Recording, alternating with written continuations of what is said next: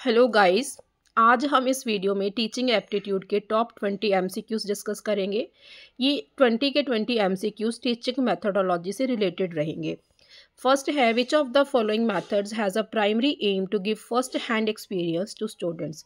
देखिए, first hand experience का मतलब क्या है कि टीचर की कोई हेल्प नहीं मिलेगी, बच्चा खुद अपने आप पहली बार खुद ही करके देखेगा, तो उसको हम क्या बोलते हैं, फर्स्ट हैंड एक्सपीरियंस। देखिए, टीम टीचिंग मेथड के अंदर तो बच्चे एक दूसरे को देख के सीखेंगे। ठीक है, डेमोन्स्ट्रेशन मेथड के अंदर बच्चे कुछ करते ही नहीं है, बच्चे ऑब्जर्व करके सीखते हैं। जो प्रोसेस होता है वो कौन परफॉर्म करता है, टीचर परफॉर्म करता है। सेमिनार मेथड के अंदर भी बच्चे क्या करते हैं, एक दूसरे के साथ एक्टिव डिस्कशन में पार्टिसिपेशन करते हैं। तो ये भी आंसर नहीं हो सकता, तो इसका आंसर रहेगा लेबोरेटरी मेथड, जिसके अंदर बच्चा खुद अपने घर पर अपने आप कुछ कोई चीज़ करके सीखता है, तो उसको हम क्या बोलते हैं, लेबोरेटरी मेथड। इसका दूसरा नाम क्या है, डाल्टन मेथड। नेक्स्ट है, in order to promote direct learning which of the following methods would be best suited. Direct learning, बच्चा प्रत्यक्ष रूप से करके सीखेगा, तो वो कौन सा मेथड रहेगा, प्रोजेक्ट मेथड। ठीक है, इन सभी में तो बच्चा क्या करेगा, सिर्फ और सिर्फ सुनेगा या बात करेगा। तो यहाँ पे प्रोजेक्ट मेथड के अंदर बच्चा खुद करके देखेगा, तो उसको हम क्या बोलेंगे, प्रोजेक्ट मेथड। प्रोजेक्ट मेथड को डेवलप किसने किया था, विलियम एच किलपैट्रिक ने डेवलप किया था। तो which method was devised by William H Kilpatrick, demonstration, sorry project method, sorry. Which method is based on pragmatic educational philosophy of John Dewey. John Dewey की pragmatic educational philosophy के ऊपर कौन सा method based है। Pragmatic philosophy के अंदर इन्होंने बच्चे को करके सीखने पर बल दिया है कि बच्चा खुद करके सीखे, और इन्होंने एक प्रोग्रेसिव एजुकेशन की भी बात की है, जिसके अंदर इन्होंने बोला है कि टीचर सेंटर्ड क्लासरूम नहीं होना चाहिए, लर्नर सेंटर्ड क्लासरूम होना चाहिए, और हमारी सारी एक्टिविटीज़ बच्चे की कैपेसिटी के ऊपर, नीड्स के ऊपर, इंटरेस्ट के ऊपर बेस्ड होनी चाहिए। तो इन्हीं से इंस्पायर होकर W.H. गिलपैट्रिक ने अपना एक मेथड डेवलप किया, जिसका नाम है project method. Which of the following points is not a step involve in a project method. देखिए, प्रोजेक्ट मेथड के अंदर बच्चा एक प्रोजेक्ट चूज़ करता है, फिर उसके बाद वो प्लानिंग करता है कि उसको जो प्रोजेक्ट है वो कैसे कैसे परफॉर्म करना है। प्लानिंग के बाद वो क्या करेगा, एग्जीक्यूट करता है उसको। देन उसके बाद इवेल्युएट किया जाता है उसके उस प्रोजेक्ट को कि उसने जो प्रोजेक्ट है वो कैसे किया है। देन उसकी सारी डिटेल को हम किसके अंदर रखते हैं, रिकॉर्डिंग के अंदर टीचर्स उसको सेव करके रखते हैं। तो यहाँ पे एस्टिमेशन जैसा कोई स्टेप नहीं आता, तो यहाँ पे इसका आंसर क्या रहेगा, सी।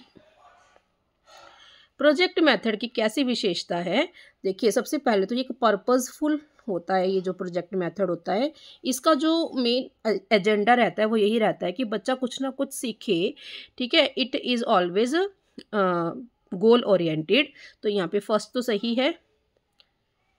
देन उसके बाद it is whole hearted activity, जिससे एक ऐसी एक्टिविटी है जिससे बच्चे को मूर्त अनुभव होता है और उसका रिजल्ट हमेशा पॉजिटिव ही रहता है, मतलब बच्चा कुछ ना कुछ पक्का सीखता है। ये प्रॉब्लम सेंटर्ड एक्टिविटी है कि बच्चे को हम कोई प्रॉब्लम असाइन करते हैं, बच्चा उसके अकॉर्डिंग परफॉर्म करता है। तो इसका आंसर क्या रहेगा, D. The task in which children get experience while enjoying themselves is known as. जिसके अंदर बच्चे एक्सपीरियंस लेते हैं, खुद पहले एक्सपीरियंस लेते हैं, और उस चीज़ को जब बच्चे खुद किसी चीज़ को एक्सपीरियंस करते हैं तो बच्चे ऑब्वियसली एंजॉय करते हैं। जैसे मैंने क्या किया, बच्चे को बोला कि बेटा आप एक इस विलेज के अंदर इस फेस्टिवल को अटेंड करें। जैसे फॉर एग्जांपल मैं बच्चे को बैंक के अंदर ले गई, ठीक है, मैंने बैंकिंग के अंदर कैसे वर्क होता है वो सारा कुछ बताया। देन जब बच्चे को हम क्लास में लेकर आए तो हमने उसके बारे में ओपन डिस्कशन की और एनालिसिस किया कि बच्चे को कितना वहाँ से कुछ पता चला। देन उसको बोला कि अब आप इसके ऊपर एक ऐसे लिखो, a visit to a bank. तो ऐसे प्रोजेक्ट्स को हम क्या बोलते हैं, consumer type task. Consumer type task जिसके अंदर बच्चा एक्सपीरियंस करके कुछ सीखता है। प्रोड्यूसर टाइप टास्क में बच्चा कुछ डेवलप करता है, जैसे मॉडल वगैरह बना लिया, चार्ट वगैरह बना लिया, तो वो हमारे प्रोड्यूसर टाइप टास्क होते हैं। प्रॉब्लम टाइप टास्क में बच्चा किसी प्रॉब्लम को सॉल्व करता है। और ड्रिल एंड प्रैक्टिस टास्क में बच्चा बार बार अभ्यास से कुछ सीखता है, जैसे म्यूज़िक, डांस, इसमें बच्चों को बहुत ज़्यादा अभ्यास करना पड़ता है। Project teaching method is associated with. जो प्रोजेक्ट टीचिंग मेथड है, अभी मैंने बात की, ये किसकी विचारधारा के ऊपर बेस्ड है? जोहन डीवी की प्रैग्मेटिक फिलॉसफी के ऊपर बेस्ड है ये मेथड अपना। नेक्स्ट है as a teacher who firmly believes in social constructivist theory of Lev Vygotsky. Lev Vygotsky की सोशल कंस्ट्रक्टिविस्ट थ्योरी क्या बोलती है कि बच्चा लोगों के साथ कनेक्ट करके अच्छे से सीखता है। उन्होंने टीम टीचिंग की बात करी है, कोलैबोरेटिव टीचिंग की बात की है। तो यहाँ पे इसका आंसर क्या रहेगा कि हम बच्चे को कोलैबोरेटिव प्रोजेक्ट्स असाइन करेंगे जिसमें बच्चे ग्रुप के अंदर काम परफॉर्म करेंगे। Emphasis activity based on teaching, कहते हैं हम टीचिंग के अंदर कैसी एक्टिविटी को बहुत ज़्यादा एम्फेसाइज करते हैं, किस पर हम जोर देते हैं कि हमारी जो क्लास है डिसिप्लिन्ड होनी चाहिए। To complete the activity in a fixed time period, ऐसा नहीं हो सकता कई बार कुछ बच्चे स्लो लर्नर्स हैं तो उनके लिए तो ये चीज़ बिल्कुल सही नहीं है। Active participation by all the students, yes हम हमेशा चाहेंगे कि सारे के सारे बच्चे आपकी क्लास के अंदर पार्टिसिपेट करें। अगर डिस्कशन हो रही है तो बच्चे सारे अपना व्यूज़ आपके सामने रखें। तो यहाँ पे इसका आंसर क्या रहेगा? C. Use of methods where learners own initiative and efforts are involve is an example of, कहते ऐसे मेथड्स के बारे में बताओ जहाँ पे जो लर्नर्स हैं उनके खुद के एफर्ट्स और खुद के स्टार्टअप्स को भी हम साथ में कंसीडर करके चलते हैं। तो ऐसे मेथड्स को हम क्या बोलते हैं? Learner centred methods. Which of the following is the advantage of assignment method? Assignment method के अंदर हमें एक क्वेश्चंस मिलते हैं, क्वेश्चन का सेट मिलता है और बच्चा अपने आप उस क्वेश्चन के आंसर्स ढूंढता है, नेट से ढूंढता है, बहुत सारे रिसोर्सेज को चेक करता है, यूट्यूब पे गूगल के ऊपर उसको रिसर्च करता है उनके आंसर्स को। तो यहाँ पे उसके लिए बोला है कि सबसे बड़ा एडवांटेज उसका क्या है? It provides information analysis and research attitude to the learners. Yes, क्योंकि जो स्टूडेंट है वो बहुत सारी जगह के ऊपर उसका आंसर ढूंढेगा तो वो रिसर्च भी करेगा और सारे के सारे कंटेंट को वो एनालाइज भी करेगा।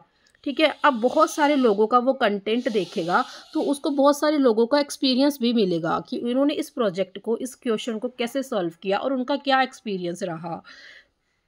It inculcate the self learning attitude, इसमें टीचर हेल्प नहीं करेगा, बच्चा खुद अपने क्वेश्चंस के आंसर ढूंढेगा तो उसकी सेल्फ लर्निंग की जो एबिलिटी होगी वो भी डेवलप होगी। तो इसका आंसर क्या रहेगा? D. 13. A teacher can achieve involvement of all the students in developing the lesson through.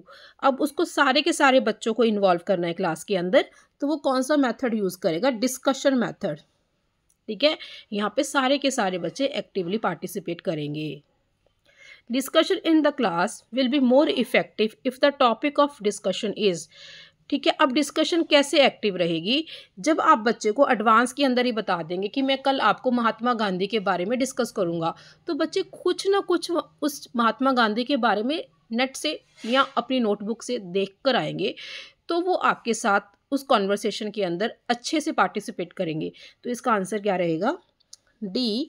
Informed to the students in advance, तो बच्चों को अगर हम एडवांस पे बता देंगे टॉपिक को तो बच्चे अच्छे से पार्टिसिपेट करेंगे, उनको खुद कुछ ना कुछ पहले से पता होगा। डिस्कशन मेथड का कौन सा डीमेरिट नहीं है? It requires more time and efforts of both teachers and students. ठीक है, इसके अंदर टाइम तो ज़्यादा लगता ही है तो इसका डीमेरिट है। इट में इन्वॉल्व अननेसेसरी आर्ग्यूमेंट्स, टीचर और स्टूडेंट्स के बीच में कई बार स्टूडेंट्स और स्टूडेंट्स के बीच में भी आर्ग्यूमेंट्स हो सकते हैं, तो ये इसका डीमेरिट है। इट में क्रिएट इमोशनल स्ट्रेस, कई बार हम अगर किसी फेमस पर्सनालिटी के ऊपर डिस्कस करेंगे, मान लो जवाहरलाल नेहरू के ऊपर डिस्कस करेंगे, तो हो सकता है कुछ बच्चे जवाहरलाल नेहरू को सपोर्ट करें, उनके पॉलिसीज़ को, कुछ ना सपोर्ट करें, तो वहाँ पे क्लास के अंदर एक इमोशनल स्ट्रेस क्रिएट हो जाएगा, तो ये भी इसका एक डिसएडवांटेज है। सिम्युलेटिंग थिंकिंग प्रोसेस, ये तो इसका मेरिट है कि बच्चे के अंदर थिंकिंग प्रोसेस डेवलप होगा, बच्चा सोचेगा चीज़ों को अलग अलग एस्पेक्ट्स के लेकर, तो ये इसका क्या है? मेरिट है। तो इसका आंसर क्या रहेगा? डी रहेगा, क्योंकि उन्होंने पूछा है नॉट अ डी मेरिट। इस चीज़ को आपने बहुत ध्यान से देखना है हमेशा। Which of the following method stimulates students' thinking process to analyze and integrate facts and help in developing their abilities in presentation of their ideas and facts clearly and fluently? इसमें बच्चे क्या करते हैं, कहते ऐसा कौन सा मेथड है जिसमें बच्चे खुद सोचते हैं और उन जो उन्होंने सोचा है उसके बारे में सारा एनालाइज करके उन फैक्ट्स को इंटीग्रेट करते हैं और उनको टीचर के सामने प्रेजेंट करते हैं। तो ऐसा इस मेथड को हम क्या बोलते हैं, discussion method. Which of following is not a demerit, demerit क्या नहीं है इसके अंदर, डीमेरिट नहीं है, तो हमें इसमें से कोई पॉजिटिव चीज़ ढूंढनी है।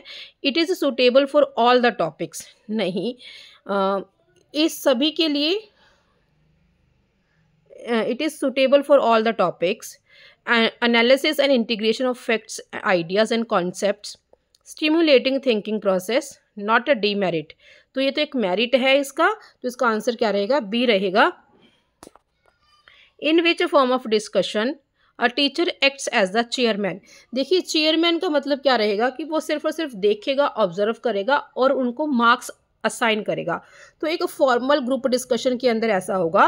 क्लासरूम डिस्कशन के अंदर तो टीचर बच्चों को करेक्ट भी करेगा, यहाँ पे वो रॉन्ग होंगे उनको बताएगा, उनकी आइडियाज़ को मॉडिफाई करेगा।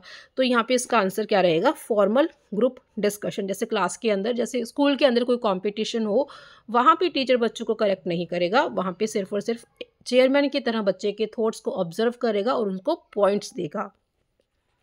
Which of the following is the most effective method to encourage conceptual development in students? अब बच्चे के अंदर अगर हमने कंसेप्ट डेवलप करना है तो हम क्या करेंगे, उसके जो आइडियाज़ हैं, इनकरेक्ट आइडियाज़ को करेक्ट आइडियाज़ के साथ रिप्लेस करेंगे और बोलेंगे बेटा इनको याद कर लो। नहीं, हमने मेमोरी इस चीज़ के ऊपर तो रोट लर्निंग के ऊपर हमने बल नहीं दिया है, तो ये तो गलत है। Give students multiple examples and encourage them to use reasoning. बच्चे को बहुत सारे एग्जाम्पल्स दो और बच्चे क्या करें, उसके ऊपर लॉजिकली सोचें कि कौन सा सही हो सकता है, ठीक है। देन उसके बाद यूज़ पनिशमेंट, बोलो कि बच्चे को पनिशमेंट दो जब तक वो पूरा का पूरा कॉन्सेप्ट नहीं सीख जाते। ये तो बिल्कुल ही रॉन्ग है, ए और सी बिल्कुल गलत हैं। अब डी ऑप्शन रीड करते हैं। New concepts need to be understood on their own without any reference to the old ones. नहीं, हमने बच्चे की नॉलेज को बच्चे की प्रीवियस नॉलेज के साथ नए कॉन्सेप्ट को लिंक करना है, तो ये भी गलत है। तो इसका आंसर क्या रहेगा, बी, कि हम बच्चे को एग्जाम्पल्स दें और बच्चा उन एग्जाम्पल्स के बारे में सोचे, उसके ऊपर लॉजिकल थिंकिंग लगाए, देन उसके बाद उस कॉन्सेप्ट को समझे। The purpose of which method is to provide opportunity to students to actively participate in finding answers to questions or solutions to problem using scientific approach of doing analysis and synthesis of facts observed। देखिए analysis और synthesis कब होगा, जब बच्चे को सामने वाले की तरफ से भी कुछ आइडियाज़ मिलेंगे और जो उसके पास अपनी इन्फॉर्मेशन होगी वो उसको भी क्या करेगा, डिवाइड करेगा कुछ फैक्ट को अंडरस्टैंड करने के लिए।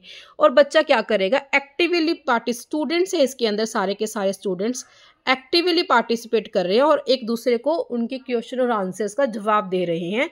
तो ये किस मेथड के अंदर होगा, सेमिनार मेथड के अंदर होगा। सेमिनार मेथड के अंदर क्या होगा, हम बच्चे को एक टॉपिक असाइन करेंगे, बच्चा एक पीपीटी के ज़रिए क्या करेगा, उस अपने टॉपिक को डिलीवर करेगा बाकी सारी क्लास को। टीचर क्या होगा, उसके अंदर एक ऑब्जर्वर की तरह काम करेगा और बच्चे आप एक दूसरे के साथ क्या करेंगे, क्वेश्चन आंसर करेंगे, ठीक है। इसमें सारे के सारे बच्चे क्वेश्चंस और आंसर्स करेंगे एक दूसरे से और अपने उस डाउट को क्लियर करेंगे। तो जो अपर प्राइमरी क्लासेस रहती हैं उनके लिए ये अपर प्राइमरी नहीं, अपर क्लासेस के अंदर ये जो मेथड है सूटेबल है, छोटी क्लासेस के लिए ये मेथड सूटेबल नहीं है। तो हमने अभी आज टीचिंग मेथोडोलॉजी के 20 क्वेश्चंस किए।